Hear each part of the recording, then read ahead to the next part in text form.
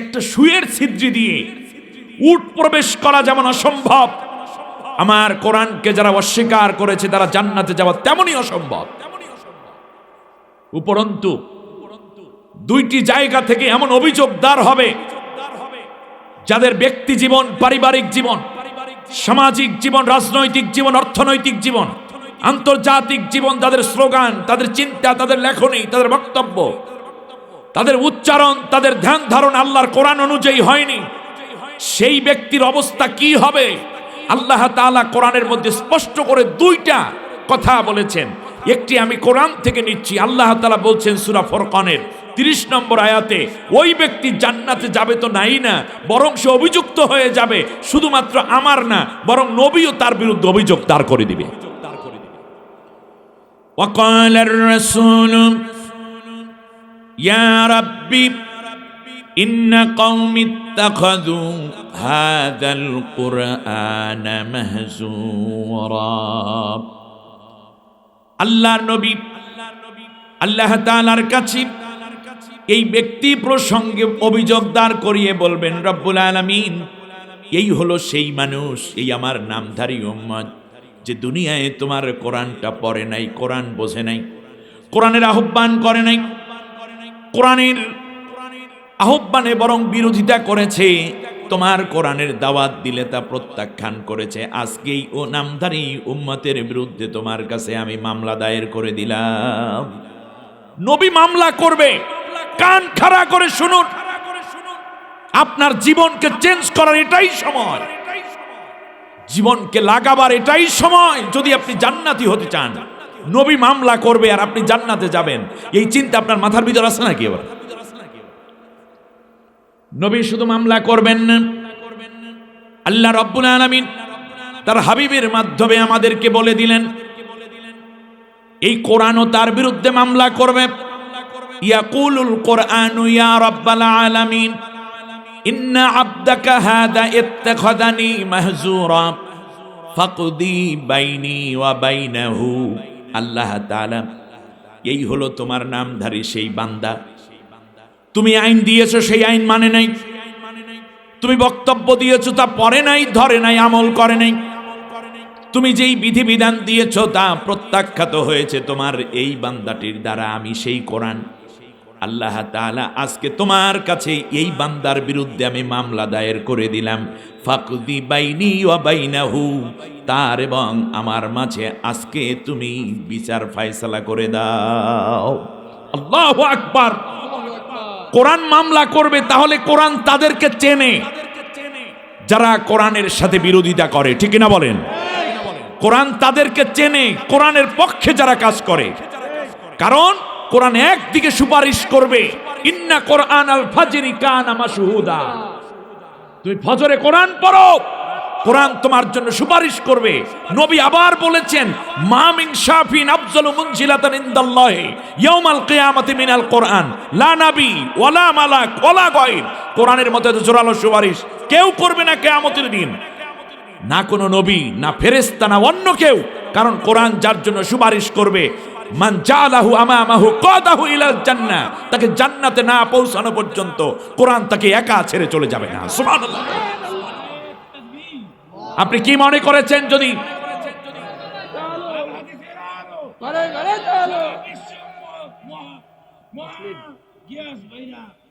আমার শুনুন, আমার কথা শুনুন, তাহলে কোরআন যদি আপনাকে না চেনে আপনার সুপারিশ করবে কেন?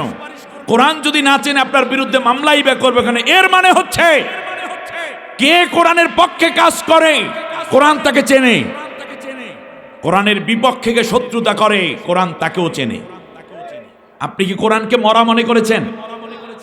কোরআন শুধু জীবিত নয়, বরং মৃত আত্মাকে জীবন্ত করে তোলে এই কোরআন। লিয়ুনযিরা মান কানা হাইয়্যা ওয়া ইয়াহিক্কাল কওলু আলাল কাফিরিন। কোরআন শুধু নিজে জীবন্ত নয়, বরং মৃত আত্মাকে জীবিত করে দেয় কোরআন। সুবহানাল্লাহ পড়েন। আমার বন্ধুগণ, অপরদিকে সুপারিশ আবার অভিযোগ আজ নেয়ার সুযোগ এসেছে, আপনি কোনটা নিবেন? প্রয়োজনে কোরআনের কথা বলে আপনি মামলা খান, এই মামলা আপনাকে জান্নাতে নিয়ে যাবে। কিন্তু কোরআনের বিপরীতে গিয়ে নবীর মামলা আর কোরআনের মামলা খাইয়া চিরন্তন জাহান্নামী হওয়ার কোনো সুযোগ কেউ দিবেন না, ঠিক না? আসুন পরাণ ভরে সেই কোরআনের কথাই শুনি, আমার সাথে পড়েন। আউযু বিল্লাহি মিনাশ শাইতানির রাজীম। বিসমিল্লাহির রাহমানির রাহিম। বিতাড়িত অভিশপ্ত শয়তানের ওয়াসওয়াসা থেকে আল্লাহর আশ্রয় চাই। পরম করুণাময় অসীম দয়ালু আল্লাহর নামে শুরু করছি। ওয়ালাম্মা বালাগা আশুদ্দাহু আতাইনাহু হুকমান ওয়া ইলমা وكذلك نجزي المحسنين وراودته التي هو في بيتها عن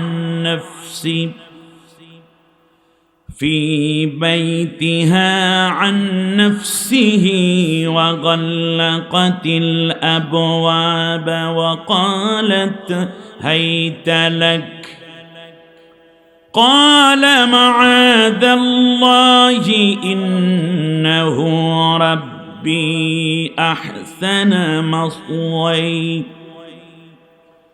إنه لا يفلح الظالمون آمنت بالله। অর্থ হচ্ছে স্মরণ করো সেই ঐতিহাসিক এক প্রেক্ষাপট, যে ঘটনাটি ঘটেছিল 3733 বছর আগে। কত বছর আগে? 2-4 বছর আগের কথা। এই কথা আল্লাহ আমাদেরকে শোনাচ্ছেন কেন? প্রথমে প্রশ্নটা করে নেই। তার কারণ ওই ঘটনার সাথে কিয়ামত পর্যন্ত কিছু ঘটনার সাথে আরো কিছু ঘটনা যোগ হবে।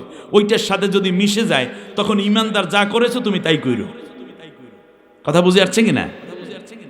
কারণ আল্লাহ ইয়ালামু মা বাইনা আইদিহিম ওয়া মা, সামনে যা আছে পেছনে যা আছে সব জানেন কে? আল্লাহ তাআলা ঐতিহাসিক ঘটনা উল্লেখ করছেন।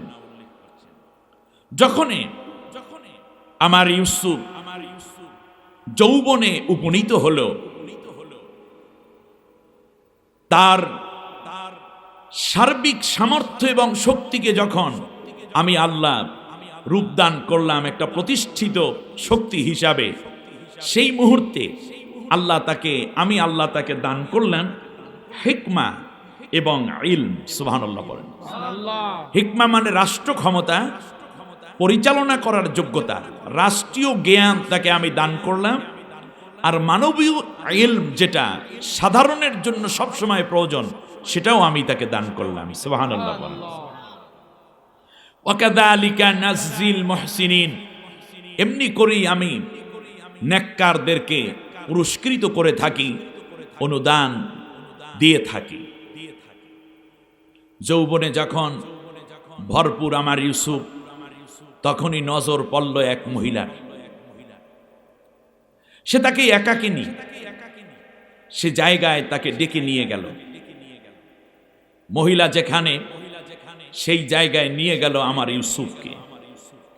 সে বেশি দূরের মানুষ ছিল না, সে ছিল ওই ঘরের মধ্যে থাকাই আর এক নারী। ইউসুফকে রুমের ভেতর ঢুকায়া সে দরজাগুলো বন্ধ করে দিল। এবার বলল, আমি যা চাই সে শর্ত এবং আকাঙ্ক্ষা তুমি পূরণ করে দাও।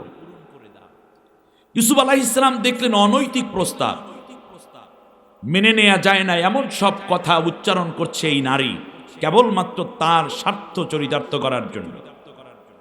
এজন্য ইউসুফ বললেন, আমি একমাত্র আল্লাহর কাছেই আশ্রয় প্রার্থী হয়েছি, কারণ তিনি আমার উত্তম আশ্রয়দাতা।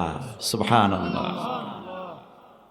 তবে একটি কথা আমি বিশ্বাস করি, এই পৃথিবীতে নৈতিকতাকে যারা অনৈতিকতার কলঙ্ক দিয়ে ঢেকে দিতে চায়, ওই সমস্ত জালিমরা কোনোদিন সফল কাম হতে পারে না। বারাকাল্লাহু লানা ওয়া লাকুম ফিল কোরআনিল আযীম।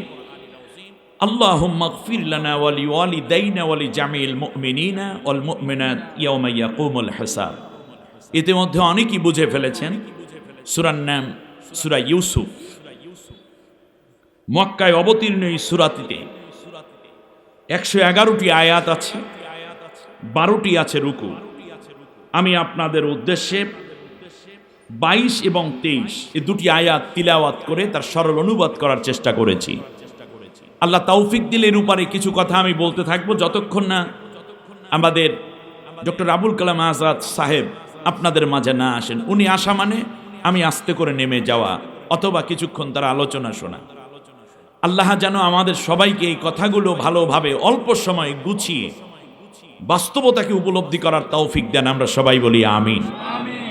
সূরাটির মধ্যে আছে 111টি আয়াত। কতটা বলেন? 111। 111কে আরো দুইটা ভাগে আমরা ভাগ করতে পারি, আরো 2-3 নামে ডাকা যায়। 111 মানে আমরা বলতে পারি 111। কত? 111। কয়টা ওয়ান লাগে লিখতে? তিনটা ওয়ান। এটাকে বলা যায় 111। বলেন তো দেখি হিসাবটা কেমন হয়? 1 তারপর 11 কত হয়? 111। ব্যাস। এরপরে ইংলিশে যদি এটাকে আমরা বলি তাহলে বলতে পারি 111। বলেন কি হতে পারে? 111। একটি জাতি, একটি দেশ, একটি নৈতিকতাকে ধ্বংস করার ষড়যন্ত্র হতে পারে, চক্রান্তের সৃষ্টি হতে পারে। ওই দিনটি হতে পারে জাতির জন্য কলঙ্কময়। এজন্য 111টা আয়াত দিয়ে আল্লাহ আমাদেরকে বোঝাচ্ছেন 111কে তোমরা ধারণ করো, বোঝো, এটার মধ্যে তোমাদের শিক্ষা আছে। আহসানুল কসাস। সুবহানাল্লাহ। ভুলে গেছেন 111-এর কথা? ভুলে গেছেন? বাংলাদেশের সরকারি দল, বিরোধী দল, বাংলাদেশের শিল্পপতি সম্মানিত মানুষগুলোকে অপমানিত করা হয়েছে 111-এ। ঠিক কিনা বলেন? আল্লাহ রাব্বুল আলামিন সূরা নামলের মধ্যে চমৎকার করে বলেছেন, দুনিয়ার মানুষেরা শোনো, ইযা দাখালু ক্বরিয়াতান ইন্নাল মুলুকা ইযা দাখালু ক্বরিয়াতান আফসাদুহা ওয়া জাআলু আইজ্জাতা আহলিহা আদিল্লা। দেশের মধ্যে যখন কোন অপশক্তি ঢুকে পড়ে, দেশের মধ্যে যদি কোনো বহির রাষ্ট্রের ষড়যন্ত্র প্রবেশ করে, তা বুঝতে পারবা কেমনে? 1 নম্বর হলো এই যে ওই রাষ্ট্রের সম্মানিত মানুষগুলোকে যখন অপমানিত করা হয়, তখন মনে রাখবা দেশ বাইরের ষড়যন্ত্র এবং বাইরের শক্তির দ্বারা দুর্বল হয়ে গেছে। ওয়াজআলু আইজ্জাতা আহলুহুম আদিল্লা। সম্মানিত মানুষগুলোকে অপমানিত করা হয়। সম্মানিত রাজনীতিবিদ, সম্মানিত আলেম, সম্মানিত মুফাসসির, সম্মানিত ইমাম, সম্মানিত খতিব, সম্মানিত বিসিএস ক্যাডার, আগের বিভিন্ন নেতৃবৃন্দ কিংবা উপরস্থ কর্মকর্তা, এই রকম সম্মানিত নারী, সম্মানিত পুরুষ, এদেরকে যখন স্বজাতি কিংবা বহির শত্রু দ্বারা অপমানিত করা হয়, তখন মনে করবা দেশের ভিতরে চূড়ান্ত ষড়যন্ত্র শুরু হয়ে গেছে।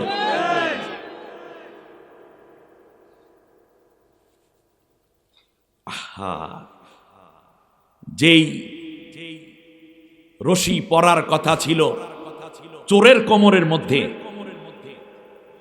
যে হাতের শিকল লাগানোর কথা ছিল ডাকাতের হাতের মধ্যে, যেই পায়ের শিকল লাগানো কথা ছিল খুনির পায়ের মধ্যে, সেইটা যখন সম্মানিত আলেমদের কপালে জুটে, তখন মনে করবা দেশের ভিতর থেকে বড় ষড়যন্ত্র শুরু হয়ে গেছে। হাইসেন না, অপমান যেহেতু শুরু হয়েছে, নিজেকে সম্মানিত বোধ করার কোনো কারণ নাই। ওই অপমানের গন্ধ বাতাস আপনার নাকে আসতে অপেক্ষা মাত্র। ইন্নাল মুলুক, এটা আমার কথা, ইন্নাল মুলুকা ইযা দাখালু ক্বরিয়াতান আফসাদুহা আদিল্লা। আফসাদুহা ওয়া আইজ্জাতুহুম আদিল্লা। সম্মানিতদেরকে কি করা হয়? অপমানিত করা হয়। আল্লাহ তুমি আমাদেরকে রহম করো। আমিন। ইউসুফ আলাইহিস সালাম, আমি কাহিনী বলার জন্য এখানে কোনো বিষয় বলছি না, একেবারেই জায়গা থেকে যেখানে আলোচনা সেখান থেকেই আমি কথা বলার চেষ্টা করব। বন্ধুরা খেয়াল করুন, ইউসুফ আলাইহিস সালামকে ভাইরা দিলেন কূপের মধ্যে ফালাইয়া, বাঁচাইয়া দিলেন কে? আল্লাহ। বাঁচাই দিয়েছেন আল্লাহ। এ কথার সাথে একটু দ্বিমত করার কোনো সুযোগ আছে? নাই নাই। এখানের ব্যাখ্যা দরকার নেই। ইউসুফ আল্লাহরে ডেকেছেন, আল্লাহ বাঁচাই দিয়েছেন। হাত পাম বান্ধা একটা মানুষ 7 বছর বয়সের সময় কূপের মধ্যে বাইরে ফালাই দিয়ে যায়। আর ইউসুফ আলাইহিস সালাম আল্লাহ তাআলাকে ডাক দিয়া বলেন, রব্বুল আলামিন, এতক্ষণ পর্যন্ত কোমরের মধ্যে রশি বেঁধে ভাইরা আমাকে রেখেছিল, মনে করেছিলাম আমার ভাইরা বুঝি আমাকে আবার রশি টেনে উপরে উঠাইয়া নিয়ে যাবে, কিন্তু এখন শুনি আর এক ভাই বলতেছে রশি কাইটা ফালাও, কারণ 60 হাত রশি নষ্ট কইরা কোনো লাভ নাই। রশির মাথায় কে? ইউসুফ। কোথায়? নিচে। কূপের মধ্যে। কয় হাত গভীর কূপ? 60 হাত। ভালো করে কথা নেন। 15 হাত যেতে না যেতে আর এক ভাই বলে এত রশি নষ্ট করার কি দরকার, ভাইরা ফালাও। হাত বান্ধা, পাও বান্ধা, রশি কাটতেছে। ইউসুফ আলাইহিস সালাম নিচ থেকে বুঝতেছেন, ভাইদের কথাও শুনতেছেন, আর রশি যে কাটতেছে তাও সে টের পাচ্ছে। গহীন কূপ, ঘুটঘুটে অন্ধকার, ময়লা নোংরা পানির দুর্গন্ধ, সাপ বিচ্ছুতে ভরা ছিল কূপ। নিচ থেকে উপরের দিকে ইউসুফ পয়গম্বর মুখটা তুললেন, কচি মুখ। আহারে, 2 চোখের পানি ছেড়ে বড় অসহায় অবস্থায় আল্লাহ তাআলার কাছে ডাক দিয়ে বলেন, আল্লাহ তুমি আমাকে বাঁচাও, তুমি ছাড়া আমাকে বাঁচাবার আর কেউ নেই। আল্লাহ রাব্বুল আলামিন জিবরিল আলাইহিস সালামকে ডাক দিয়ে বলেন, জিবরাইল, আমার ছোট্ট ইউসুফ যেইভাবে আমাকে ডাক দিয়ে আমার পর্যন্ত কথা পৌঁছে দিল, তাড়াতাড়ি যাও, এই রশি কেটে আমার ইউসুফ কূপের মধ্যে পড়ে যাওয়ার আগে তোমার নূরের 2টা হাত আমার ইউসুফের পায়ের নিচে পেতে ধরো। জিবরিল আলাইহিস সালাম বলেন, আল্লাহ তাআলা আমাকে 500টা নূরের ডানা দিয়েছেন। একটা 2টা ডানায় যদি আমি একবার ঝাপটা দেই, মাশরিক থেকে মাগরিব পর্যন্ত চোখের পলকে পৌঁছে যাই, সেই দিন আমি 2টা নয় বরং পুরো 500 ডানায় একসাথে ভর করেছিলাম। ইউসুফের রশি কাটার অনেক বাকি, তার আগে আল্লাহর হুকুম মতো ইউসুফের কচি পায়ের নিচে আমার নূরের হাত পেতে ধরেছিলাম। যতক্ষণ পর্যন্ত রশি কাটে নাই ততক্ষণ খালি ভাই ভাই করছে, আরে ভাই আমারে নিয়ে যাও, আমারে মাইরো না, ভাইরা আমারে মাইরো না, আমাকে কিলাও কেন, আমাকে লাথি মারো কেন। যখন দেখছে রশি কাইটে ফেলাইছে তখন বুঝতে পারছে এরা আর ভাই নেই। ঠিক কিনা কন? রশি কাটা পর্যন্ত ভাই থাকে, রশি কাটার পর এরপর আর ভাই থাকে না। এখন বলেন ইউসুফ কি ভাইদেরকে আলাদা করছে না? রশি কাটার মাধ্যমে ভাইরা বুঝাইয়ে দিয়েছে আমরা তোর ভাই না।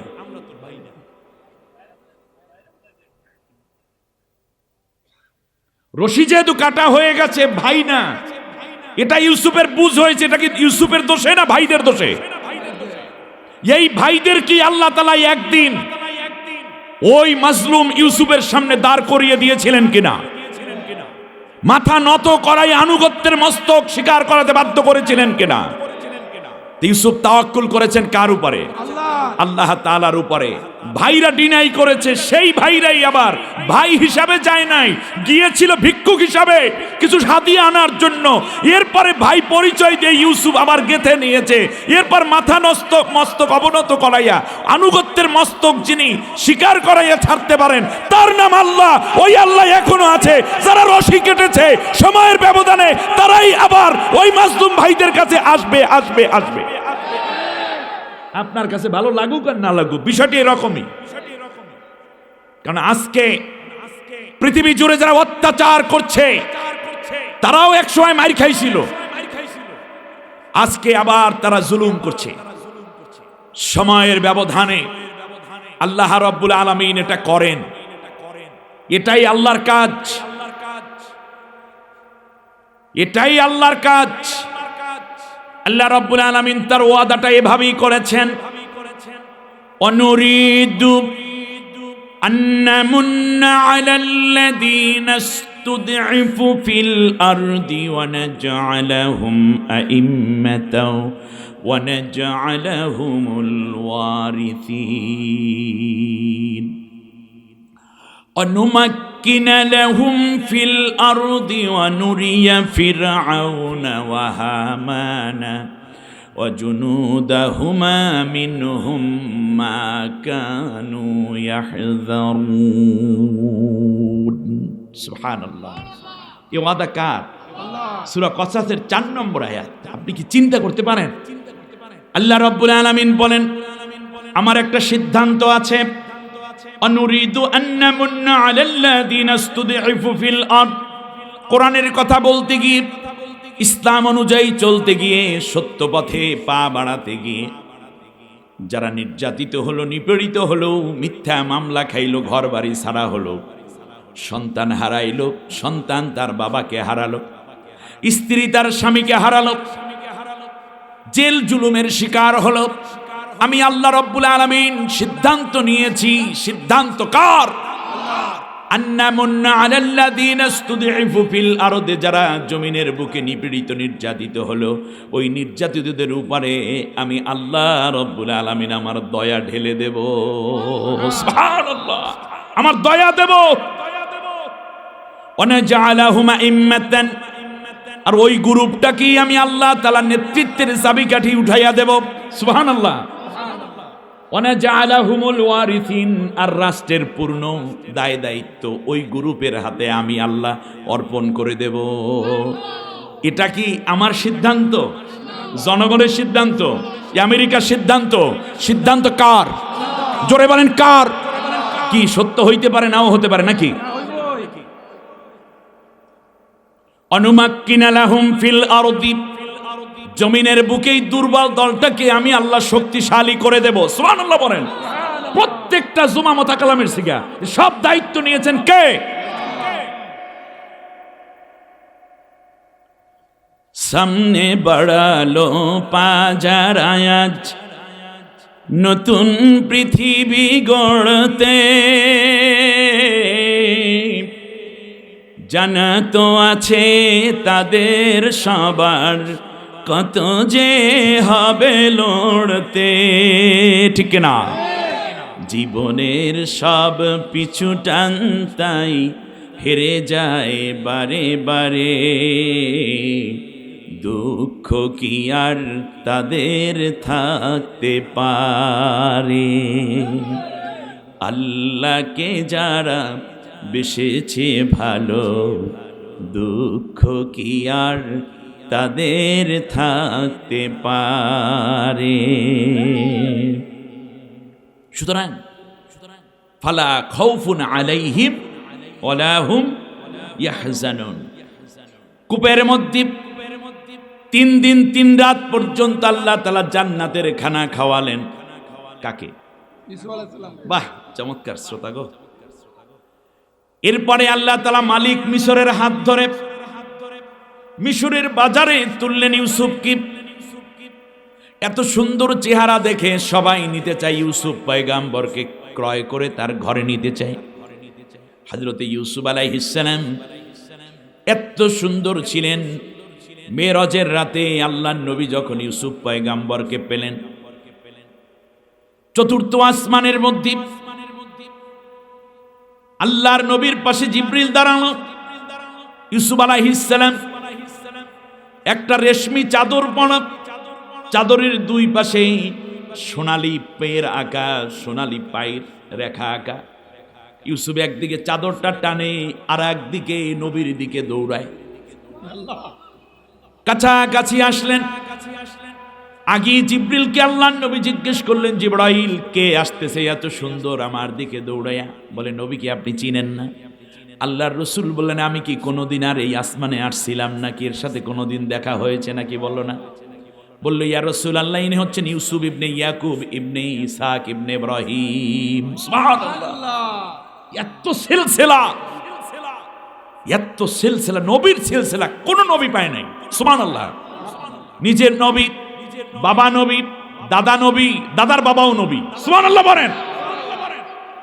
আল্লাহর রসুল বলেন, আমি ইউসুফের দিকে তাকালাম, দুই চোখের মধ্যে চুমু খেলাম, কপালের মধ্যে চুমু খেয়ে গালের সাথে গাল লাগিয়ে বুকের মধ্যে অনেকক্ষণ মাথাটা ধরে রাখলাম। তারপর আবার দুই বাহু ধরে আমার ইউসুফের দিকে আমি তাকাইয়া থাকলাম। আমার মনে হয়েছে তামাম পৃথিবীর সমস্ত সুন্দরকে যদি এক জায়গায় করা হয় আর ওই সুন্দরগুলোকে যদি চারটা ভাগে ভাগ করা হয়, তাহলে 4 ভাগের 3 ভাগ একা ইউসুফের চেহারার মধ্যে আল্লাহ তাআলা এঁকে দিয়েছে। সুবহানাল্লাহ। যেমন দেখতে তেমন জ্ঞানে, আদবে, আখলাকে উন্নত এক ইউসুফ কিনে নেয়ার জন্য সবাই এসেছে, কেউ কিনতে পারে না। মালিক মিশর ব্যবসায়ী ছিল একটা পয়সার দান্দাবাজ। দাম নিজে বলে না, শুধু বলে কত দিন, 1 লাখ দেনার, কয় না আরো বাড়াও। আর একজনে বলে 1,20,000 দেব না, তারপর কত? শেষ পর্যন্ত আজিজ মিশর পাশে দাঁড়ানো তার স্ত্রী নিয়ে ভাবলো যে এত বড় চালাক মানুষ, আস্তে করে নিজে এগিয়ে গেছে, গিয়ে বলে, এই মালিক মিশর, বহু চালাকি করছো, নিজে দাম বলো না, শুধু মানুষের দিয়ে দাম বাড়াইতে আসো, দাম কত সেইটা বলো। তাকাইয়া দেখে আজিজ মিশর নিজেই মিশরের প্রেসিডেন্ট। বলল যে আপনার সাথে তো আর চালাকি করা যায় না, তাহলে তো ট্যাক্স বেড়ে যাবে, দরকার নেই। সংক্ষেপ কথা হচ্ছে, এক পাল্লায় ইউসুফকে দেওয়া হবে আর এক পাল্লায় স্বর্ণ দেওয়া হবে। স্বর্ণ এবং ইউসুফের ওজন যখন সমান হবে, যে দিতে পারবে তার কাছেই আমার ইউসুফকে আমি বিক্রি করে দেব। ইউসুফ আলাইহিস সালাম এতই দামি, আজিজ মিশরের কাছে আল্লাহ করে দিলেন, সমান পরিমাণ স্বর্ণ দিয়ে আজিজ মিশর কিনে নিলেন। তার আগে এক বৃদ্ধা মহিলা, বয়স তার 204 বছর, মহিলা এসছে, স্বামী সন্তান কিচ্ছু নাই, ছোট্ট একটা ঝুপড়ির মধ্যে থাকে। এই বৃদ্ধ বয়স তিনি একটু সুতার কাজ করেন। আসলেন এটাকে, ওইগুলো সব 5-6 রঙের সুতা, 3-4টা সুই আর 2-4টা কাঁথা নিয়ে হাতের কাজ, এগুলো নিয়ে মালিকের কাছে আসছে, মালিক মিশরের কাছে, তুমি আমাকে ইউসুফকে দাও আর আমার যা আছে সব কিছু নিয়ে আমি চলে আসছি। বলে, তোর মাথা ঠিক আছে?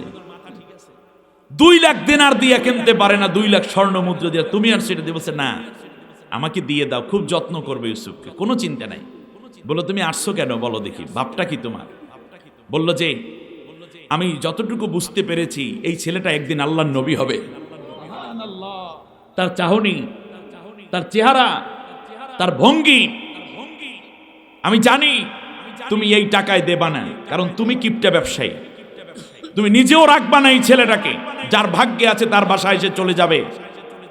কিন্তু কিয়ামতের দিন আমি বুড়ি যদি কোনো আমলে ঠেকে যাই, কমপক্ষে আল্লাহকে বলতে পারবো, আল্লাহ তোমার নবীকে আমার ঘরে পালন করার জন্য আমার যা ছিল সব দিয়ে কিনতে চাইছিলাম, এই উসিলায় আল্লাহ আমাকে মাফ করে দিবেন। সুবহানাল্লাহ।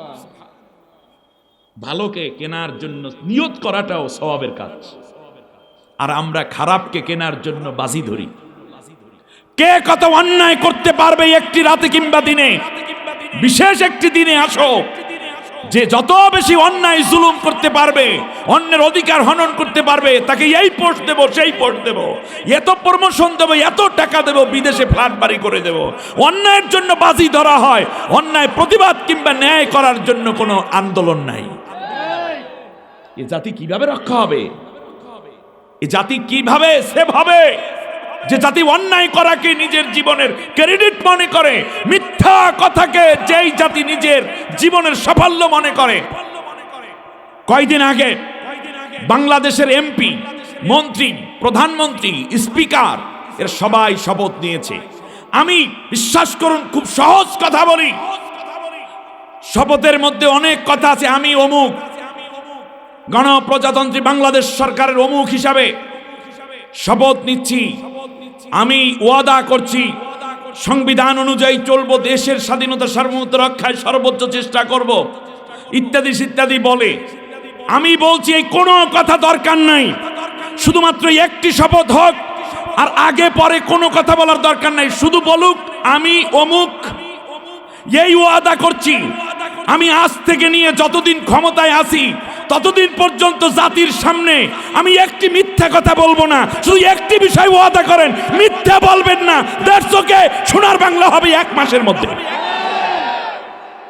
কিসের এত বক্কর চক্কর কথা? মিথ্যা বলা বাদ দিয়ে দিন, দেখবেন জাতির কল্যাণ হয়ে আসবে। উন্নত যত দেশ আছে তাকিয়ে দেখেন, তারা মিথ্যা বলে না এবং মিথ্যার কাছে তারা আত্মসমর্পণ করে। অন্য ধর্মের লোক তারা। আজ বুকে হাত দিয়ে প্রশ্ন করুন যে আমি কি মিথ্যা মুক্ত?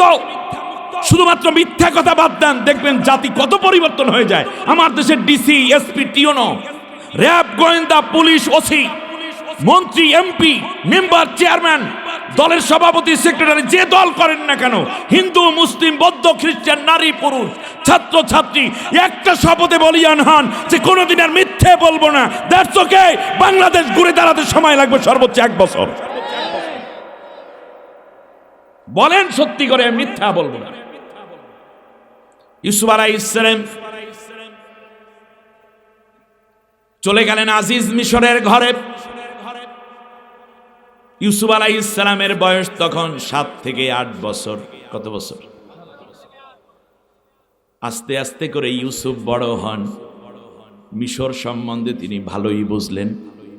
লালিত পালিত হচ্ছে সাধারণ ঘরে নাকি প্রেসিডেন্টের ঘরে?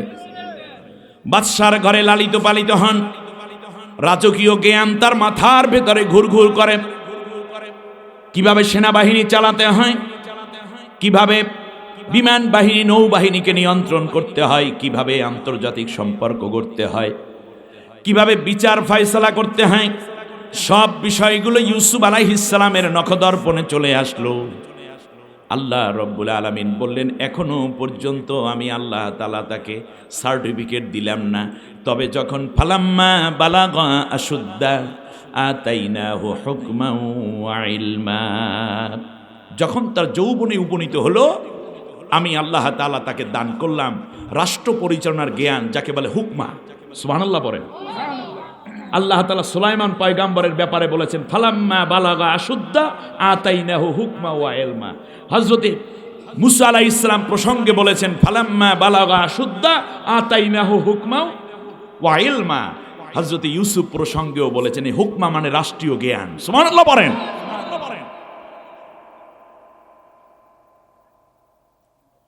যৌবন যখন আসে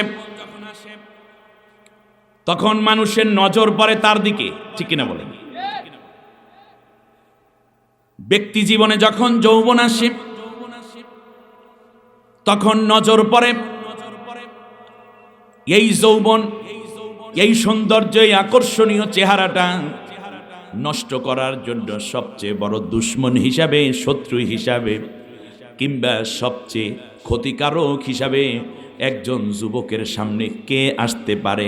আল্লাহ রব্বুল আলামিন সতর্ক করে একটা ইঙ্গিত করে বলে দিলেন, শোনো, এই সময় তাকে সবচেয়ে বেশি সমস্যা এবং বিব্রতকর অবস্থায় যে ফেলে দেয় তার নাম হলো একজন নারী। যৌবন কাল যখন আসে, তোমার পবিত্র যৌবনের, যুবক তোমাকে বলছি, তোমার পবিত্র যৌবনের সবচেয়ে বড় ডিস্টার্ব যে করতে পারে, ক্ষতি যে সাধন করতে পারে, তার নাম কি? নারী। দেখছেন, এই বালাগা আশুদ্ধ আতাইনাহু হুকমা ওয়া ইলমা, যখন এসে উপনীত হলো যৌবনে, সাথে সাথে পরেই নারীর কথা আল্লাহ বলছে, ওয়া রাওয়াদাতুহুল্লাতী হুয়া ফি বাইতি আন নাফসি। এতদিন পর্যন্ত তোমার যৌবন নাই, নারী তোমার দিকে দৃষ্টি দেয় না। যখনই তুমি ইউনিভার্সিটিতে উঠেছ কিংবা কলেজ জীবন পার করেছ অথবা হাই স্কুলে যখন তুমি মেচিউরড হয়ে গেছো, সাথে সাথে মেয়েরা তোমাকে ডাক দিবে, একটু তুড়ি দিবে, একটু শীষ দিবে, তোমার সামনে এসে একটু ওড়নাটা ফালাইয়া দিবে, বক্ষটাকে কিছুটা বাড়িয়ে দিবে তোমার দিকে, মাথা নিচু করে তোমার দিকে এমন অঙ্গভঙ্গি করবে, মাথার চুল ফেলে দিয়ে তোমাকে দৃষ্টি আকর্ষণ করতে চাইবে, তোমাকে মেসেঞ্জারে নক করবে, হোয়াটসঅ্যাপে নক করবে, কিংবা তোমার দেয়া পোস্টের নিচের পিছনে সে তার ফেসবুকের লিঙ্কটা দিয়ে দিবে, তারপর প্রস্তাব করবে আসো একটু চ্যাটিং করি, তারপর একটু মিট করি, তারপরে আস্তে আস্তে তোমার জীবনের যেই বিসিএস করার নিয়ত ছিল, তোমার জীবনে যেই ডক্টরেট পিএইচডি করার কথা ছিল, তোমার স্বপ্ন ছিল বোনটাকে তুমি ডাক্তারি পড়াবে, তোমার জীবনের ইচ্ছে ছিল তুমি বুয়েটে বড় ইঞ্জিনিয়ার হবে, সব কিছুর মধ্যে একটা তালগোল পেঁচাইয়া তোমাকে বিনা যুদ্ধে জবা দিয়া ফেলবে, বিনা অস্ত্রে তোমার কলিজাটা কেটে ফেলবে। তার নাম কি? মহিলা। হলো পার্সোনাল লাইফ। আবার যদি বলি সাংগঠনিক লাইফে, ফালাম্মা বালাগা আশুদ্দা, ছোট্ট ছোট্ট হাজার হাজার সংগঠন থাকবে, কিন্তু কোনো নারীর নজর পড়বে না, পুরুষের নজর কুনজর পড়বে না। কিন্তু যখন তোমার সংগঠন মেসিউট হয়ে উঠবে, তুমি শত শত চেয়ারম্যান বানাইতে পারো, তোমার সংগঠন শত শত এমপি বানানোর যোগ্যতা সম্পন্ন ব্যক্তিত্ব তৈরি করেছে, তোমার ব্যাংক মাথা উঁচু করে দাঁড়িয়েছে, তোমার হাসপাতাল মাথা উঁচু করে দাঁড়িয়েছে, এমনকি তোমার আচরণ তোমার কথা দিয়ে আজকে গোটা জাতি প্রভাবিত হয়। তোমাকে আল্লাহ রব্বুল আলামিন যখন যৌবন কাল দিলেন, তোমার অর্গানাইজেশনের সাথে সাথে কুনজর পড়বে নারী এবং পুরুষের, ঠিক কিনা বলে? যেমন এখানে ইউসুফ পয়গম্বরের উপরে পড়েছে, ঠিক তার পাশাপাশি ব্যক্তি থেকে সংগঠন, সংগঠন থেকে দেশ। আল্লাহু আকবার। যখন আপনার দেশ মাথা উঁচু করে দাঁড়াবে, অর্থনৈতিকভাবে সমৃদ্ধি অর্জন করবে, ঠিক তার পাশাপাশি রাস্তাঘাট, কলভার্ট, ব্রিজ, উন্নয়ন এবং উন্নতির যখন একটি বড় সোপান তৈরি হবে, তখন সাম্রাজ্যবাদী এবং আধিপত্যবাদী শক্তি আপনার দেশটাকে ধ্বংস করে দেওয়ার জন্য তারা একটা বড় রকমের ষড়যন্ত্র আপনার ঘাড়ে উঠাইয়া দেবে। প্রত্যেকটা জায়গায়। ঠিক তার পাশাপাশি আপনি যদি ন্যাক আমল করা শুরু করে দেন, এই ন্যাক আমলকে ধ্বংস করার জন্য, ক্ষতিগ্রস্ত করার জন্য শয়তান আপনার পেছনে লেগে যাবে। হযরতে ইউসুফ আলাইহিস রাজপ্রাসাদ ছিল 6 তলা, প্রত্যেক তলা ছিল 10 হাত থেকে 10 হাত ছিল এক একটা ফ্লোর। তা কত হাত উঁচা হয়? 60 হাত। 60 হাত উপরে ঘরের মধ্যে ঢুকাইয়া ফেললো রঙ্গমহল, সামনে মদের বোতলগুলো সারি সারি সাজানো, চারদিকে উলঙ্গ মূর্তি, যা দেখলে একজন পুরুষের মাথা ঠিক থাকার কথা না, অথচ তিনি একজন ভরা যৌবনওয়ালা পুরুষ। ইউসুফ আলাইহিস সালাম দেখতে পেলেন মহিলাই 6 তলার বিল্ডিং এর মধ্যে কাউকেও রাখে নাই, সবাইকে ছুটি দিয়েছে, বাধ্যতামূলক ছুটি, বাধ্যতামূলক ছুটি। আজিজ মিশর 3 দিনের ছুটিতে চলে গেলেন, অন্য রাষ্ট্রে যাওয়ার কথা। আজিজ মিশরের স্ত্রী বলল, এই বিল্ডিং এর মধ্যে কেউ থাকার দরকার নেই, সবাই চলে যাও।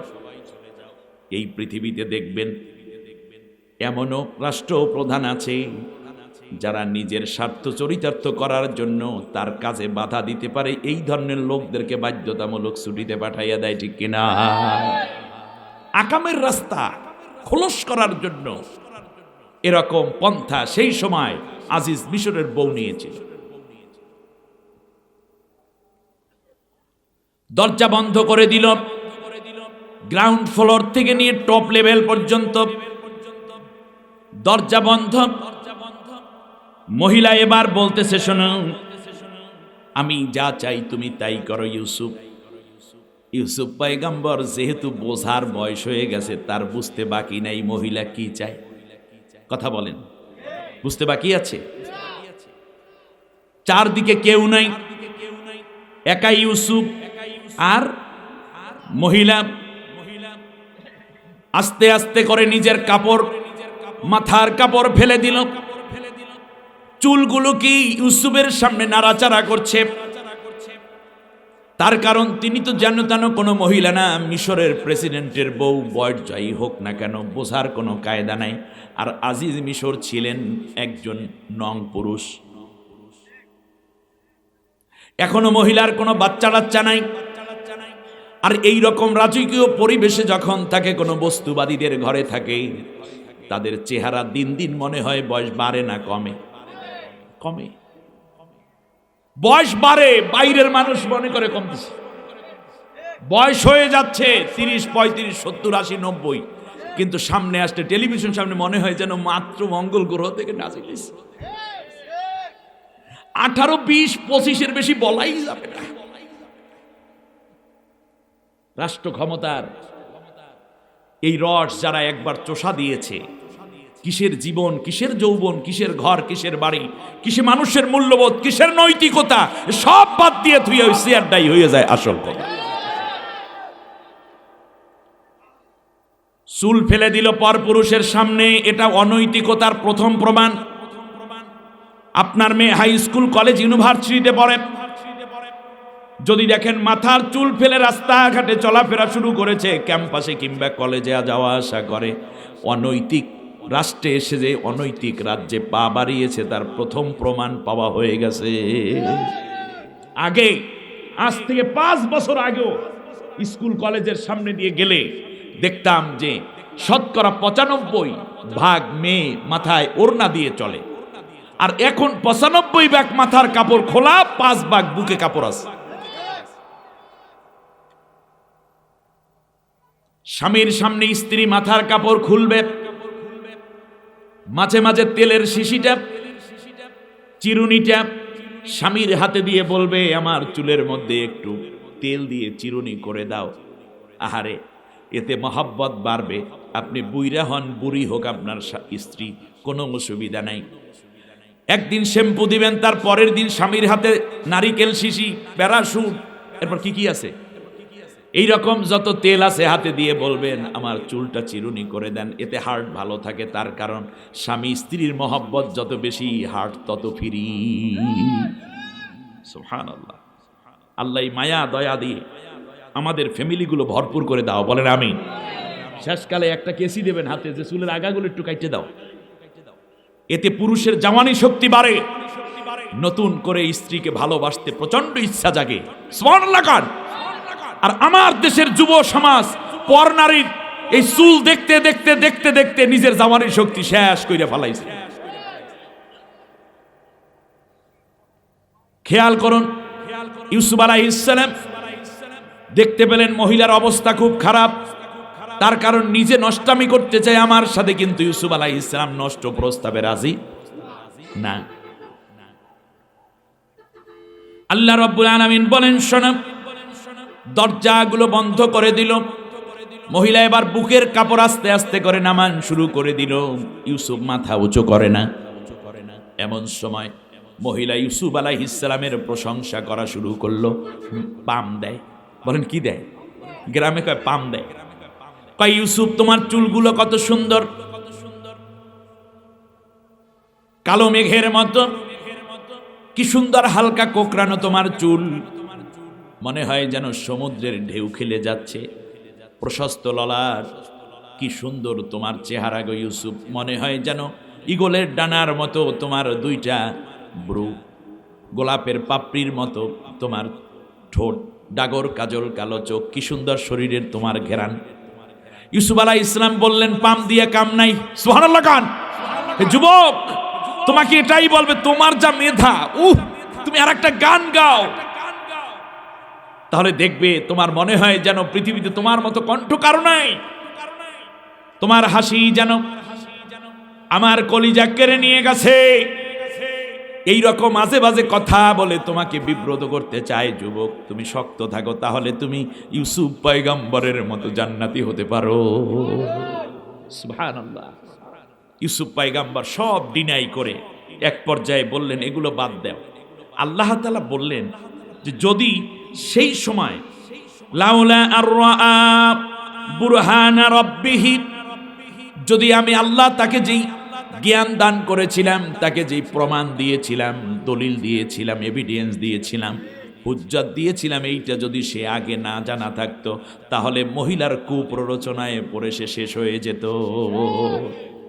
এই রকম কিছু নষ্ট মহিলা নেককারদেরকে কাছে ডেকে অবৈধ কাজ আদায় করতে চায়, কিন্তু কোরআনকে আল্লাহ বলেছেন বোরহান। এই জন্য যার ভিতরে কোরআনের জ্ঞান আছে, কোনো নষ্ট মহিলা তাদেরকে প্রভাবিত করতে পারে না, প্ররোচিত করতে পারে না। অতএব যুব সমাজকে রক্ষা করার জন্য কোরআনের শিক্ষাকে বাধ্যতামূলক একদিকে যেমন করা দরকার, ঠিক তেমনি ওই নেতৃবৃন্দকে বিভ্রান্ত করতে পারে না কোনো নারী তার কুপ্রস্তাব দিয়ে, যাদের ভিতরে কোরআনের জ্ঞান আছে। ঠিক কিনা বলেন? আল্লাহু আকবার। ইউসুফ আলাইহিস সালাম বললেন, হায় হায়।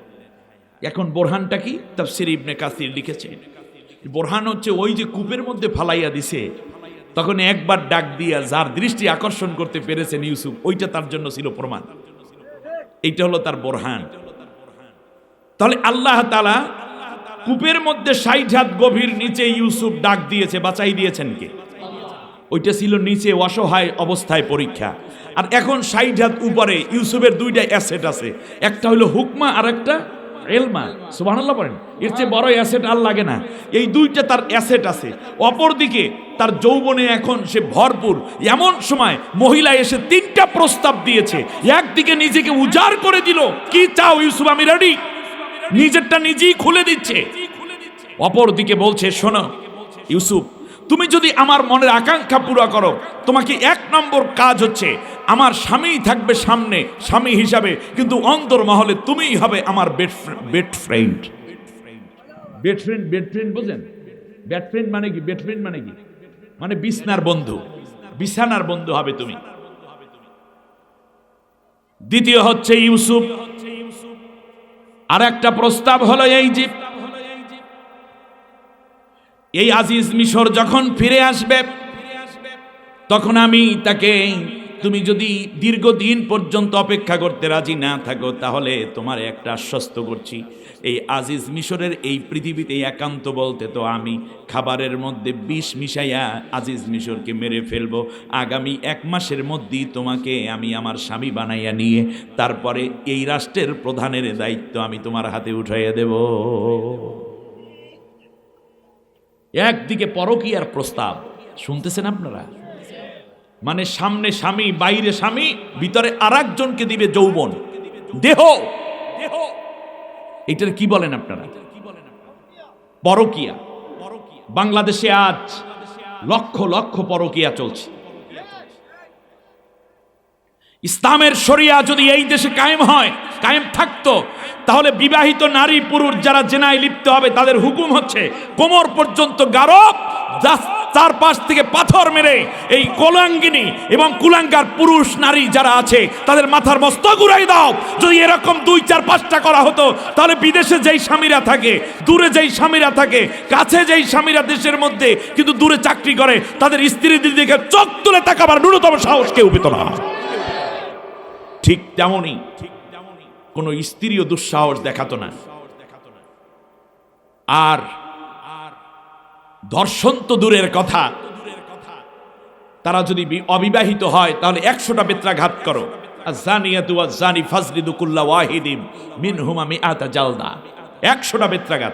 এরকম 10-5টাকে যদি ঠিকমতো এক উপজেলার মধ্যে বিচার করা হয়, তাহলে গোটা উপজেলা থেকে নিয়ে দেশ ঠান্ডা। ঠিক কিনা বলেন? অতএব নারীর সতীত্ব, পারিবারিক নিরাপত্তা, সম্মানের সম্ভার নিয়ে এসেছে ইসলাম। আজকে সেই ইসলামী হুকুমাতটুকু কায়েম করতে আমরা পারলাম না। মুসলমানের বাচ্চা হইয়া, ইমানদার হইয়া আল্লাহর হুকুমের পক্ষে আমরা লড়াই করলাম না, হুকুম চাইলাম না এবং আল্লাহ তাআলার হুকুমের পক্ষে থাকলাম না। অথচ যেই দিন ইসলাম গ্রহণ করেছি সেই দিন কালেমা পড়ার পরে এই কথাও বলেছিলাম, ওয়া কবিলতু জামিয়া আহকামিহি ওয়া আরকানিহি, আল্লাহ তোমার সমস্ত হুকুমকে আমি কবুল করে নিলাম। আল্লাহর হুকুম কবুল করে মুসলমান হয়েছে। আর সেই আল্লাহর হুকুমের পক্ষে নিজে তো থাকলোই না, বরং যারা আল্লাহর হুকুমের পক্ষে কাজ করে তাদেরকে ব্যান্ড করার ষড়যন্ত্র, তাদেরকে নির্যাতন করে শেষ করে দেওয়ার ষড়যন্ত্র করে। আপনি তো আল্লাহর হুকুমের চূড়ান্ত দুশমনী করে যাচ্ছেন। এটা বাদ দেন, এটা মুসলমানের কাজ হতে পারে না। মোমেন সবসময় আল্লাহর হুকুমের পক্ষেই থাকবে। ঠিক কিনা বলেন? ইউসুফ পয়গম্বর আলাইহিস সালাম মনে পড়েছে, আমার আল্লাহ আমাকে চরম দুর্দিনে, চরম বিপদের সময় পরম আত্মীয়, পরম বন্ধু এবং পরম অভিভাবক পরম সাহায্যকারী হিসাবে আমাকে কূপের মধ্য থেকে বাঁচাইয়া দিয়েছে। সুবহানাল্লাহ। সেই সময় পরীক্ষা হয়েছিল কোথায়? 60 হাত নিচে। আর এখন পরীক্ষা হচ্ছে কোথায়? এইটাই হলো আসল কথা। ওই নিচের পরীক্ষায় ইউসুফ পাশ করেছে, এইবার আল্লাহ তাআলা তার পরীক্ষা নিচ্ছেন। কয় হাত উপরে? 60 হাত উপরে। চারদিকে রঙ্গমহল, যৌবন জীবনে ভরপুর ইউসুফ। মনে রাখবেন, বিপদের পরীক্ষা আমরা অনেকেই পাশ করেছি। ছোটবেলায় বাবা মারা গেছে, মা মারা গেছে, রোজিন বাড়িতে থাইকে পড়ালেখা করছে, চাকরি বাকরি কিচ্ছু ছিল না। ওই চাচাতো ভাইয়ের বাসায় গেছে, গলা ধাক্কা দিয়ে বের করে দিয়েছে, চাচাই জায়গা জমি নিয়ে গেছে। আমার মা ওয়ান্ডের করে কাজ করে তারপর টাকা পয়সা উপার্জন করতো, তখন নামাজের মধ্যে সিজদায় পড়ে কাঁদতাম। আজকে আপনি শিল্পপতি, আপনি টাকার মালিক, সম্মানের মালিক, কিন্তু সম্মানের মালিক হওয়ার পরে যখন আল্লাহ রাব্বুল আলামিন পরীক্ষা করা শুরু করলেন, তখন আপনি জম্মের মতো ফেল করা শুরু করছেন। মাইয়া দেখলে মাথা ঠিক থাকে না। আপনি যদি কোনো রকম দেখেন যে অমুক জায়গায় টাকা পাওয়া যায়, তখন হালাল হারামের তমিজ আপনি করেন না। মসজিদের আজান আপনার কানে এখন আর যায় না, রমজানের ইফতার সারি আপনার এখন আর ভাল লাগে না, আল্লাহর কোরআনের আইনের দিকে ডাকলে আপনার পছন্দ হয় না। উপরের পরীক্ষায় ফেল, কিন্তু ইউসুফ পয়গম্বর ফেল করে নাই। সুবহানাল্লাহ। ফালাম্মা বালাগা আশুদ্দা, যৌবন কাল। যৌবনের সদ্ব্যবহার না অসৎ ব্যবহার, এটাই আল্লাহ দেখতে চাচ্ছে। সামনে নারী, ইউসুফ পয়গম্বর আস্তে করে তিনি বললেন যে এই ঠোঁট একদিন গলে যাবে, চুল একদিন পড়ে যাবে। তুমি যে আমার গায়ের ঘেরান বলছো, যেই দিন আমি ইন্তেকাল হয়ে যাব তার 3 দিন পরে কোনো মানুষ যদি আমার লাশের কিনার দিয়ে যায়, নাকের মধ্যে কাপড় ধরে যাবে, তার কারণ এই শরীর থেকে কোনো আর সুগন্ধি আসবে না। আমি সেই আল্লাহকে ভয় করি। মহিলা বারবার একটা কথা বলতে শুরু করলো, ইউসুফ তুমি আর আমি, আমি তুমি আর কেউ নাই। কিন্তু ইউসুফ আলাইহিস সালাম জানেন আর একজন আছেন, তার নাম কি? দরজার মধ্যে একটা ধাক্কা দিলেন। আল্লাহ রাব্বুল আলামিন বললেন ওই ধাক্কাটা দেওয়া ছিল ইউসুফের কাজ, আর ইউসুফকে উদ্ধার করে এই অবৈধ প্রস্তাবের রাস্তা থেকে সত্য পথে রাখা ছিল আমি আল্লাহর দায়িত্ব। সুবহানাল্লাহ। আল্লাহ রাব্বুল আলামিন বলেন মাইয়াত্তাকিল্লাহ ইয়াজআল লাহু মাখরাজা ওয়া ইয়ারযুকুহু মিন হাইসু লা ইয়াহতাসিব। কেউ যদি আমি আল্লাহকে ভীতির নীতি অবলম্বন করে, তাহলে ওই মানুষটাকে বাঁচাইয়া দেওয়ার জন্য আমি আল্লাহ 1000টা রাস্তা তৈরি করে দেই। এমন জায়গা থেকে আমি আল্লাহ রিজিকের ব্যবস্থা করে দেই যা সে কোনোদিন কল্পনাও করতে পারে নাই। ওয়াদা করেছেন কে? ইউসুফ আলাইহিস সালাম বাঁচতে চান কি থেকে? কথা বলে না, কি থেকে? অবৈধ কাজ থেকে, গুনাহ থেকে। ইউসুফ বাঁচার জন্য দৌড়ায়, আর আমার দেশের যুব সমাজ অন্যায় দেখার জন্য দৌড়ায়। 31st night, Valentine's day, Pohela Boishakh, মেলা, এই সেই কত হাবি জাবি অনুষ্ঠানের দিকে দৌড়ায় না।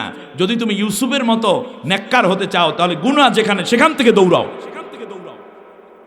আল্লাহ আমাদেরকে হেফাজত করুন। যুব সমাজ নষ্ট হয়ে গেলে দেশ শেষ। ইউসুফ আলাইহিস সালাম আস্তে করে দরজার মধ্যে হাজির হয়ে গেলেন, সজোরে একটা ধাক্কা দিলেন। মহিলা খিলখিল করে বলতেছে কোনো কাজ হবে না, 6 তলা পর্যন্ত সব দরজা বন্ধ করে রেখেছি, নতুন তালা লাগিয়েছি, চাবিগুলো আমার এই হাতের মধ্যে, দেখো ইউসুফ, কেউ নাই তোমাকে দরজা খুলে দিবে। আল্লাহ রব্বুল আলামিনের কাছে ইউসুফ বললেন, রব্বুল আলামিন, আল্লাহ তাআলা কূপের মধ্যে যদি ওই দিন তুমি আমারে মেরে ফেলতা, তাহলে কমপক্ষে গুনাহটা তো করা লাগতো না। উপরের পরীক্ষায় এইবার ইউসুফ পাশ করতে যাচ্ছেন। দরজায় ধাক্কা দিলেন। আল্লাহ বললেন ধাক্কা দেয় ইউসুফের কাজ খুলে দেওয়া ছিল আমি আল্লাহর দায়িত্ব। কানা হাক্কান আলাইনা নাসরুল মুমিনিন, ইমানদারদেরকে সাহায্য করা আমি আল্লাহর উপরে আবশ্যক হয়ে যায়। ইউসুফ আলাইহিস সালাম দরজার কিনারে যায়, আগেই খুলে যায় প্রত্যেকটা দরজা।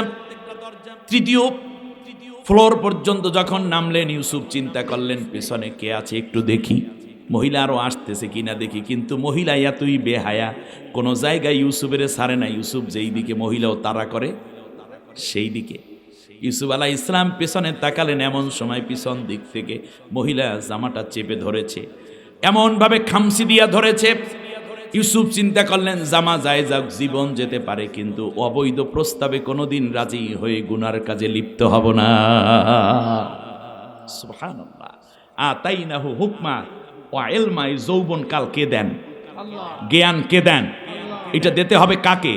আল্লাহ তাআলাকে। কিন্তু আমাদের জ্ঞান মাথার তালু থেকে পায়ের তালু পর্যন্ত, আমার ব্রেইন, চোখ, চামড়া, জিহ্বা, কণ্ঠস্বর, liver, heart, kidney, blood valve, পাকস্থলী, হাড্ডি, রক্ত, গোশত সব দিয়েছেন কে? আল্লাহ। এই যে ভাত খেয়ে আসছেন, প্রত্যেকটা চাল তৈরি করেছেন কে? আপনি যে পানি পান করেছেন, এটা কে দিয়েছে?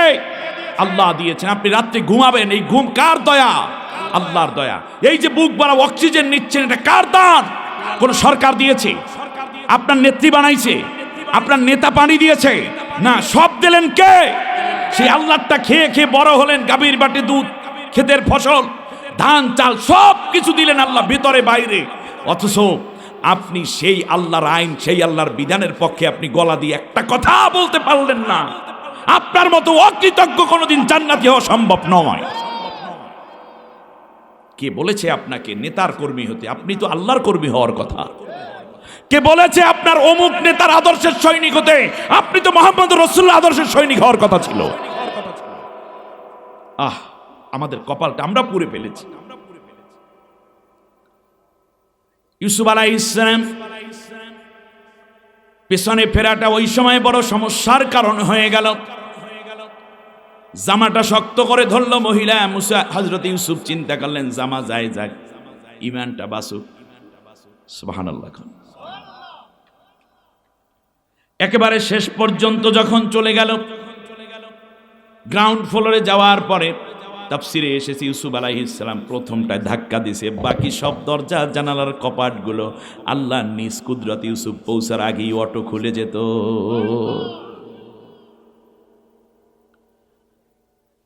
হযরত ইউসুফ আলাইহিস সালাম একেবারেই শেষ দরজা পর্যন্ত পৌঁছে গেল। আজিজ মিশর তার রাষ্ট্রীয় সফর বিশেষ কারণে বাদ দিয়া ব্যাক করতেছে রাজপ্রাসাদে। হযরত ইউসুফ আলাইহিস সালাম দৌড়ায় আজিজ মিশর পাশি দেখে ইউসুফ আলাইহিস সালাম দাঁড়িয়ে গেলেন। মহিলাও পেছনে পেছনে দৌড়ায়, কিন্তু আজিজ মিশর যে পাশে দাঁড়ানো, এইটা মহিলার খবর নাই।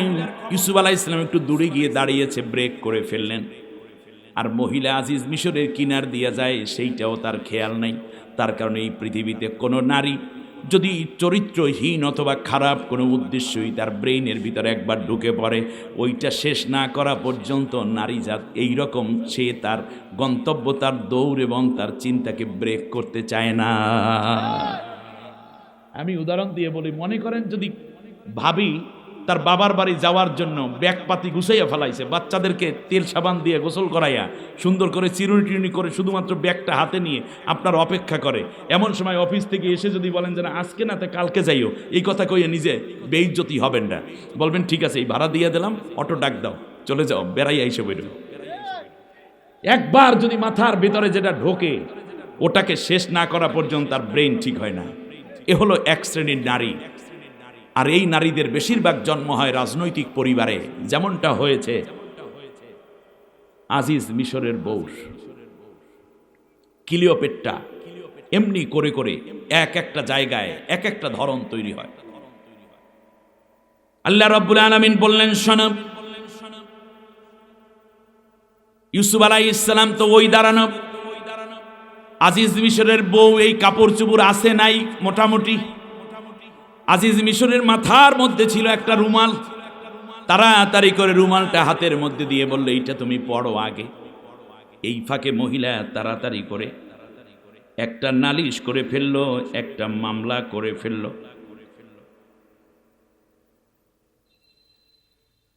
আজিজ মিশরকে লক্ষ্য করে বলল, ক্বালাত মা জাযাউ মান আরাদা বিআহলিকা সুআন ইল্লা আইয়ুসজানা আও আযাবুন আলীম।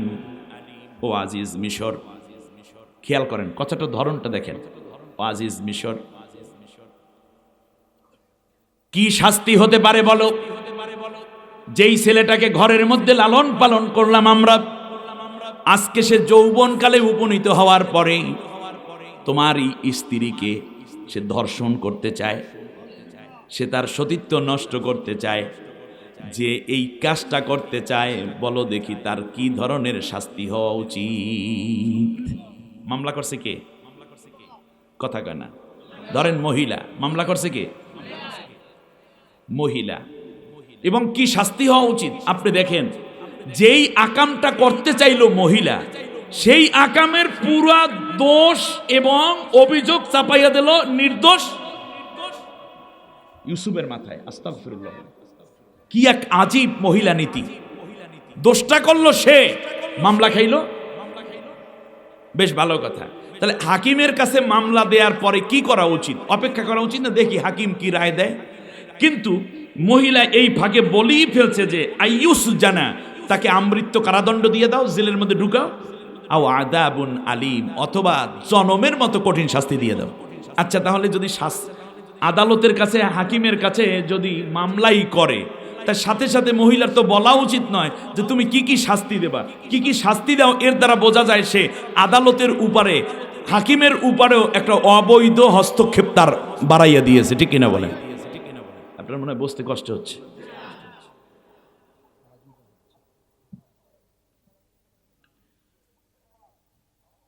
ইউসুফ আলাইহিস সালাম বললেন আস্তাগফিরুল্লাহ। কয় কি? মাআযাল্লাহ, আল্লাহ তুমি আমারে বাঁচাও। এই ঘটনার সাথে তো আমি মোটেও জড়িত নই। এ তো শতাব্দীর সবচেয়ে শ্রেষ্ঠতম মিথ্যাচার করছে এই মহিলা আমার বিরুদ্ধে। এগুলো কি? এর সাথে আমার ন্যূনতম সম্পর্ক নাই। কিন্তু আজিজ মিশর এই কথা শুনতে রাজি না। মামলাটা যে আগে করে তারই একটু প্রাধান্য বেশি থাকে। ঠিক কিনা বলেন? এ দুনিয়ায় দেখবেন অনেক খুনির আগে খুন করে এসে প্রথমে মামলাও করে, লাশ ওই জায়গায় আইসে দিয়ে খুনও করছে। আবার অনেক নেতা আছে খুন করে তারপর ওই খুনের বিরুদ্ধে আবার নিজেই কিছু লোক লইয়ে মিছিল করে, খুনিদের ফাঁসি যায়। এরকম নষ্ট মানুষ সমাজে আছে না নেই? ইউসুফ আলাইহিস সালামের প্রতিবাদ হলো, বলল যে না। ইউসুফ আলাইহিস সালাম বললেন না না, আমি এই কাজটি করতে চাইনি। ক্বালা হিয়া রাওয়াদাতনি আন নাফসি, বরং সেই আমাকে প্রলোভিত করেছে, সে আমাকে আকর্ষিত করার জন্য চেষ্টা করেছে। আমি আল্লাহ রব্বুল আলামিনের দয়ায় গুনায় লিপ্ত হই নাই। সুবহানাল্লাহ। যুবক, আজ তোমার পরীক্ষার দিন, তোমাকে শক্ত হতে হবে ন্যায়ের পথে। আজিজ মিশর বলল তুমি যে নির্দোষ, সেই ব্যাপারে কোনো সাক্ষী আছে? মূলত আজিজ মিশরের এটা বলা উচিত ছিল না। আপনারা খেয়াল করুন, যে মামলা করে তারই উচিত সাক্ষী জোগাড় করে আনা। একটা অভিযোগ করার পরে নিচে সাক্ষী দেয় না, এই সাক্ষীগণ দেখছে এই বিষয়গুলো। তা সাক্ষী চাওয়া উচিত ছিল ইউসুফের কাছে না মহিলার কাছে? কিন্তু চাচ্ছে কার কাছে? ইউসুফ আলাইহিস সালামের কাছে। তো বোঝা যায় এরকম মিথ্যা মামলা যেখানে হয় সেখানে এই রকম উল্টাপাল্টা অনেক কাজ ঘটার সম্ভাবনা থাকে। ইউসুফ আলাইহিস সালাম চিন্তা করলেন কারে আর সাক্ষী মানব। ওই যে তৃতীয় ফ্লোরে ডান দিকে যখন তিনি ঘাড় ফিরিয়েছেন, তখন 3 থেকে 7 দিনের একটা শিশু বাচ্চা ওই ফ্লোরে এক দাসীর জন্মগ্রহণ করেছিল। যেহেতু মা হিসাবে সে খুব দুর্বল, তখন বাচ্চা হয়েছে মাত্র 3 থেকে 7 দিন। এই সময় ছুটি বাধ্যতামূলক দেয় নাই। আর শিশু বাচ্চা নিয়ে বাড়িতে যাবে আসবে, এতে বাচ্চার কষ্ট হবে। দয়া করে শুধু এই একজনকে থাকার সুযোগ দিয়েছে। ইউসুফ আলাইহিস সালাম বললেন আপনার ওই রাজপ্রাসাদে একটা শিশু বাচ্চা আছে, তাকে আমি সাক্ষী হিসাবে মেনে নিলাম। মহিলা শুনতেছে কি কয় পাগলায়, এই সাক্ষী নাকি সাক্ষ্য দিবে। আনা হলো 3 দিনের শিশু কোলের মধ্যে বা 7 দিনের বুকের মধ্যে, তখন দুধ পান করতেছে মায়ের এই শিশু। হযরত ইউসুফ আলাইহিস সালাম সামনে। ইউসুফ পয়গম্বর আস্তে করে শিশুটাকে একটু সালাম দিলেন, আসসালামু আলাইকুম। ইউসুফ আলাইহিস সালামের বোঝা ছিল যে আল্লাহ রব্বুল আলামিন আমাকে কূপের মধ্যে বাঁচিয়ে দিয়েছেন, সেই দিন ভালো করে দুইটা কথা বুঝুন, সেই দিন আল্লাহ তাআলা আমাকে দয়া করে কূপের মধ্য থেকে জীবন বাঁচিয়ে দিয়েছেন। আজকে ওই আল্লাহর ভয়ে আমি শক্ত ছিলাম, আল্লাহ আমার ঈমান এবং জীবন দুটোটাই বাঁচিয়ে দিবেন। এই তাওয়াক্কুল আল্লাহর উপরে ছিল। আমা ইয়াতাওয়াক্কাল আলাল্লাহ ফাহুয়া হাসবু, আল্লাহর উপরে যে ভরসা করে আল্লাহ তার জন্য যথেষ্ট হয়ে যান। সুবহানাল্লাহ বলেন। ইউসুফ আলাইহিস সালাম অপেক্ষা করছেন, কি কথা বলবে, কি কথা বলবে। এখানে একটা বিষয় গেল, সেটা হচ্ছে এই যে ইউসুফ আলাইহিস সালাম এখানে সাক্ষী মানলেন এবং আস্থা গ্রহণ করলেন। কিন্তু আপনাদের কাছে একটা খুব নিকট থেকে একটা উদাহরণ দিই। যেমন ইউসুফ আলাইহিস সালাম কূপের মধ্যে কোনো নড়াচড়া করেন নাই, ডাকাডাকি চিল্লাপাল্লা না করে সাহায্য চাইছেন কার কাছে? সেটা ছিল জীবন বাঁচানো। জোরে বলেন, কি বাঁচানো? জীবন বাঁচানো। কিন্তু ওই ঘরের মধ্যে, রঙ্গমহলের মধ্যেও যদি ইউসুফ আলাইহিস সালাম ওই ধাক্কাধাক্কি না কইরা শুধুমাত্র দাঁড়াইয়া থাকতেন আর যদি বলতেন আল্লাহ তুমি আমারে বাঁচাও, আল্লাহ বাঁচানো আল্লাহ তাআলার দায়িত্ব হতো না, তাহলে বোঝা যায় যে ফালাম্মা বালাগা আশুদ্ধ, যৌবন কাল যদি আসে, তার জ্ঞান বুদ্ধি যখন হয়ে যায়, তখন যদি সেই এই রকম কোনো অশ্লীল এবং অবৈধ প্রস্তাব এবং অবৈধ কাজের জায়গায় পৌঁছে যায়, তখন তাকে বাঁচার জন্য অবশ্যই ধাক্কাধাক্কি করতে হবে। এখন যদি দাঁড়াইয়া থাকতেন তাহলে ওই মহিলা যদি জড়াইয়া ধরত, মহিলার গরম শরীর আর ইউসুফের যৌবন, সেখানে একটা বড় রকমের অঘটন ঘটার সম্ভাবনা। তাহলে বোঝা যায় ঈমান বাঁচাতে হইলে কি লাগে? ধাক্কাধাক্কি লাগে। এজন্য আল্লাহ তাআলা কোরআনের মধ্যে বলছেন ওমা লাকুম লা তুকাতিলুনা ফি সাবিলিল্লাহ। হইছে কি? আল্লাহর রাস্তায় লড়াই করো না কে? হইল কি? ইন্নাল্লাহা আশতারা মিনাল মুমিনিনা, আমার ভাই যে আয়াত তেলাওয়াত করেছেন, এখানে ধাক্কাধাক্কি লাগবে, এখানে জিহাদ লাগবে। গুনাহ থেকে বাঁচতে, সত্য প্রতিষ্ঠার জন্য কি লাগে? ধাক্কা লাগে। এই সময় যদি পীরগিরি করে, বুজুর্গগিরি করে, মুরব্বিগিরি কইরা যদি লড়াচড়া না করে, তাহলে আল্লাহ তাআলা ঈমান বাঁচানোর জন্য দায়িত্ব নেন না। এদেরকেই কোরআনের ভাষায় বলা হয়েছে মুনাফিক। কথাটা আপনারা বোঝেন নাই মনে হয়। আর যারা ধাক্কাধাক্কি করে তারাই মুজাহিদ, তারাই মুসলিম, তারাই জান্নাতি। আমার বন্ধুগণ, হযরতে ইউসুফ আলাইহিস সালাম সাক্ষী মানলেন। তাহলে বোঝা যায় শিশু কথা বলতেছে। ইনকানা কামিসুহু কুদ্দা মিন কুবুলিন ফাসাদাকাত ওয়া হুয়া মিনাল কাযিবিন। যদি জামা সামনের দিক থেকে ছেঁড়া থাকে, কোসকানো থাকে, তাহলে ইউসুফ দোষী, মহিলা নির্দোষ। আল্লাহু আকবার। কারণ ইউসুফ হামলা করছে, মহিলা ফিরাইতে যাইয়া জামার বোতাম টোতাম, কর্তা কাপড়, সুতা মুতা নষ্ট হয়ে গেছে। আর যদি ওয়া ইন কানা কামিসুহু কুদ্দা মিন দুবুরিন ফাকাযাবাত ওয়া হুয়া মিনাস সাদিকিন, তাহলে যদি জামা পেছন দিক থেকে ছেঁড়া থাকে, মহিলা দোষী, ইউসুফ নির্দোষ। সুবহানাল্লাহ বলেন। কথা বলতেছে কে? জোরে বলেন না। কথা বলছে একটা শিশু। তাহলে আল্লাহ তাআলা শিশুর দ্বারা কথা বলান। কয় দিনের শিশু? উঠবেন নাকি? উঠবেন না প্লিজ, বসেন। এতটুকু এই সময় বৃষ্টি থাকার কথা না, ইনশাআল্লাহ বৃষ্টি কমে যাবে। সবাই বসে, কোরআনকে রেখে কেউ যাবেন না। তাহলে এখানে কথা বলছে যে কথা বলার উপযুক্ত নয়, তাকে দিয়ে আল্লাহ কথা বলাচ্ছেন, ঠিক কিনা বলেন? অতএব আপনি যদি সত্য পথে থাকেন, তাহলে এমন কেউ আপনার পক্ষে কথা বলবে যাদের চিন্তা আপনি করেননি। এটাই হলো আল্লাহর কুদরত। সুবহানাল্লাহ বলেন। আমার ভাইয়েরা, দেখা গেল জামা পেছন দিক থেকে ছেঁড়া। সুবহানাল্লাহ। এখন দোষী হইছে কে? মহিলা। কিন্তু জেল খাটে কে? কথা কয় না। যখন এই শিশু বলতেছিল, তখন যে ছেঁড়া জামার অংশ, এটা ওই মহিলার হাতের মধ্যে, মাল সহ ধরা খায় মহিলা, আর জেল খাটে কে? আজও আমাদের দেশে এবং বাহিরে দুনিয়ায় এই রকম উল্টাপাল্টা পরিবেশ আছে না নাই? নির্দোষরা জেলে থাকে আর দোষীরা বাইরে উল্লাস করে। আল্লাহ আমাদেরকে রহম করুন। অনেকগুলো সুন্দর কথা ছিল। আল্লাহ সুবহানাহু ওয়া তাআলা যেন আমাদের পরবর্তী কথাগুলো আরো বেশি জেনে জেনে এই বাস্তব সত্যকে উপলব্ধি করে চলার তৌফিক দান করেন। বলেন আমিন। লিল্লাহি তাকবীর। আমাদের আবুল কালাম আজাদ বাশার ভাই চলে এসেছেন। সবাই ধৈর্য সহকারে বসে পড়ুন। ইনশাআল্লাহ আমি আপনাদের জন্য বাকি কথাগুলো এখানে রেখি, আমরা সূরা ইউসুফের এই বাস্তবতাকে উপলব্ধি করে যেন সামনের দিকে বিপদ এবং মুসিবত যত আসুক অল্প সময়ের জন্য আসবে, একটু পরেই কেটে যাবে। এই মহান আকাঙ্ক্ষা এবং আল্লাহর উপর তাওয়াক্কুল করে ধৈর্য ধারণ করতে পারি। নষ্ট হওয়ার কোনো সুযোগ আমরা শয়তানকে দেব না। আল্লাহ কবুল করুন। আল্লাহ সুবহানাহু ওয়া তাআলা আমাদেরকে মঞ্জুর করে নিন। এই রকমই হাতছানি আসবে সুদী কারবারিদের। আপনার ব্যাংক যখন উঁচু হয়ে উঠল, বাংলাদেশ ইসলামী ব্যাংক, সাথে সাথে নজর পড়েছে। ইসলামী সংগঠন উঁচু হয়েছে, বাতিলের নজর পড়েছে।